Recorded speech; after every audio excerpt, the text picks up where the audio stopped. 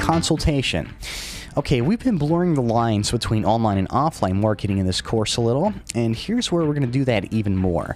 Now, how much different is online versus offline marketing, really? I mean, everything is digital and you've got SEO on the web, but other than that, it's really not too much different. So on top of offering product creation, SEO, etc., it's just whatever you came up with, you can offer a service that's actual consulting. And you can actually do both online and offline consulting. And you can call the service just marketing consultation, plain and simple. So think about how often marketers keep a big list of email addresses and how often they mail their list updates, specials, new product info, etc. Now, really, how difficult is it to translate that to physical mail? It's not very hard. So, that's another reason why you're going to be cashing in on this. And as a final note before I get onto the methods here, or services that you can offer as a marketing consultant, please remember that any and every method that you're about to read can be applied both online and offline. Simply translate a few things that I say into the offline world if talking about online consulting, and vice versa. Just reverse it there, and you should be good. Okay. So you can charge for each one of these consulting services or break it up and make your own little package as you see fit, as I've mentioned previously. Idea 1, help them get a list of their existing customers. Now let's say a local offline business has clients coming in and out a lot, but they haven't thought to keep names and addresses.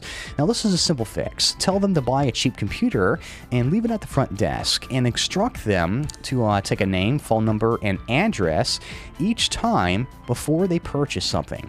Now the customer will of course give anything that you ask for, or they ask for.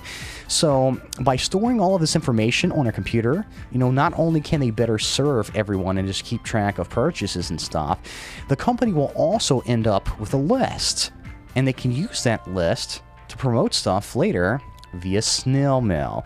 And that's where you're going to come off as a marketing guru or genius. Okay, idea 2.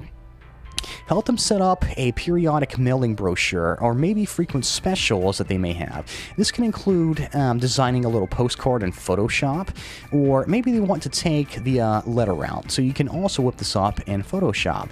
And each time the business wants to run a special sale, or give their existing customers like a 20% off deal for being a customer, they've got a list that they can mail this offer out to. And that's not much different from marketing online. You see, I told you this stuff is pretty easy. It's just a little bit different because it's going to be more tangible. It's going to be more in person.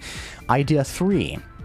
Instead of letting the business itself run the specials, why don't you offer to do it for them? I mean, for example, tell them that in the service, you can get familiar with their products and figure out a grand special that they could run. For example, a simple 20% off sale. I mean, of course, you have to check that it's okay, that the price point is okay with them.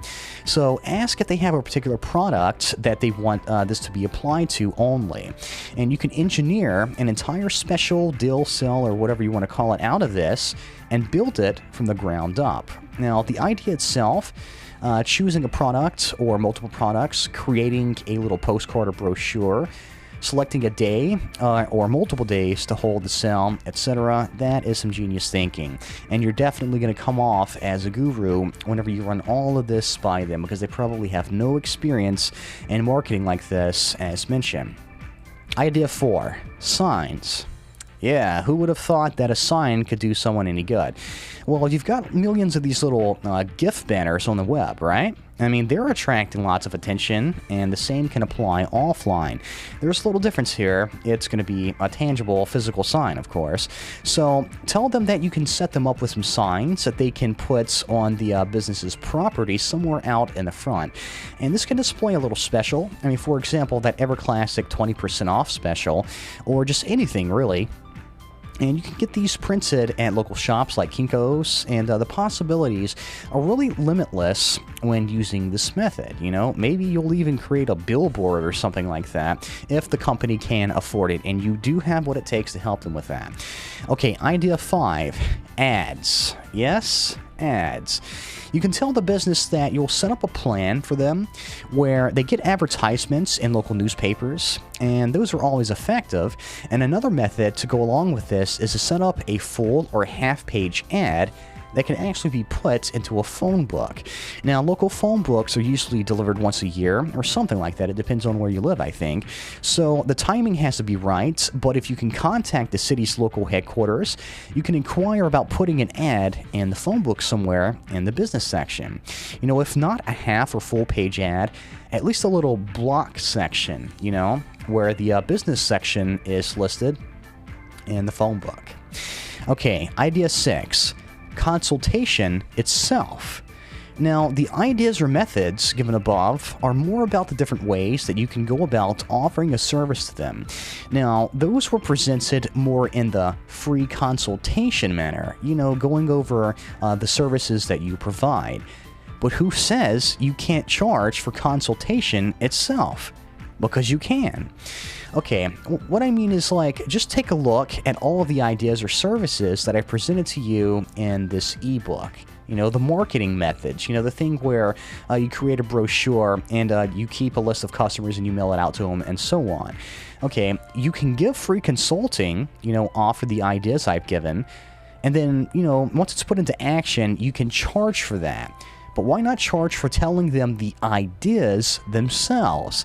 So not only can you charge for the actual work, you know, the work part of what you'll do for their business, you can also charge them for going over the different things that they can implement to increase their profits, you know? You're coming off as a professional, as a genius, or a guru. And if you don't think that you can charge for that, or that you shouldn't, listen closely here. Why on earth should you give away all of these grand ideas for free? I mean, really. And, you know, and just make sure to let that be known. And you can come off as the guru, professional, genius that I was talking about that has insider secrets that will make their profits shoot through the roof. And, of course, they're going to pay you for that consulting if you let them know that. So consulting can be done over the phone, it can be done in person, or email even. It just depends on which method you are taking. Well, you can probably charge a lot more if you're doing that in person. So let's close everything now. I went directly to the content, and I didn't inflate this or anything. I'm giving you exactly what you need to know so you can get started. And by now, I hope that you realize how much potential there is to make cash from offline clients. You simply take your online skills and translate them to offline. And if you're not experienced with working with people firsthand, like I pointed out, it's seriously a breeze, and if it's not at first, you will get used to it. Just think of the money that you're going to be making because you're cashing in where other people aren't. And in no time, you'll have cash rolling in from this. So get out there, get a client list going, and knock them out.